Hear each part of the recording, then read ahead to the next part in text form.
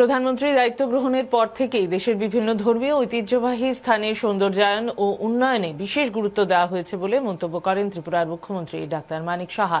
অমৃত 2.2 প্রকল্পে শনিবার Agartala central road স্থিত শিববাড়ি সংলগ্ন পুকুরের উন্নয়ন ও সৌন্দর্যায়ন প্রকল্পের উদ্বোধন অনুষ্ঠানে একথা বলেন তিনি।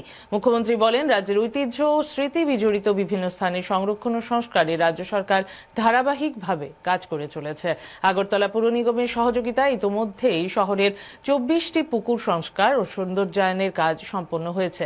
তিনি আরও বলেন, উন্নয়ন ও সৌন্দর্যায়নের এই উদ্যোগ শুধুমাত্র আগরতলা শহরেই সীমাবদ্ধ নয়।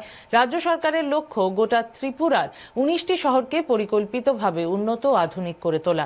অনুষ্ঠানে উপস্থিত ছিলেন আগরতলা পুর নিগমের mayor Dipak Majumdar, deputy mayor Monika Das Dutta, corporator Ratna Dutta সহ এবং মিউনিসিপাল কমিশনার সাজু ওয়াহিদ, এই জল বোর্ডের চেয়ারম্যান মিহির কান্তি গোপ, নগর উন্নয়ন দপ্তরের সচিব ডাক্তার মিলিন রামটেকে প্রমুখ।